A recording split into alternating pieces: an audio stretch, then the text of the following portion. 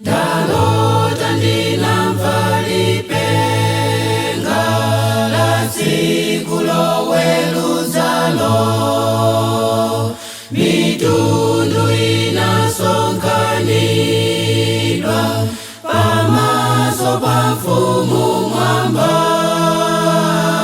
Anabwera ngelo wala naima pa nyanja ntunda, nalumbira polo za mwamba sipadzakhala nthawi. Mayo analilanso mayo pomva za chilango chawo, nafulira kumatanthwe pempho anachedwa nalo. Wachuma nawona ndalama inasungunuka yonse, analiosa sono sanathe kuziwombola. Wanzeru wochuka wadziko nataya ukulu wake,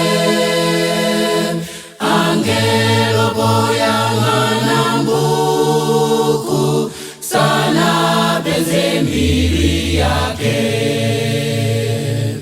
Mayo analilanso mayo pomva za chilango chawo, nafulira kumatanthwe pempho anachedwa nalo.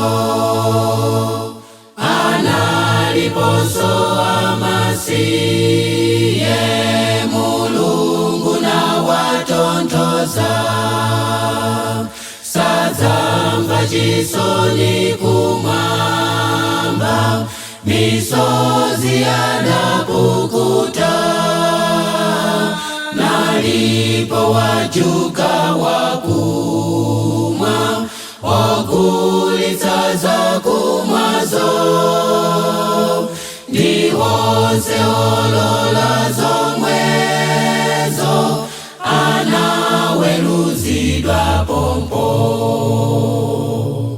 Mayo analilanso mayo pomva za chilango chawo,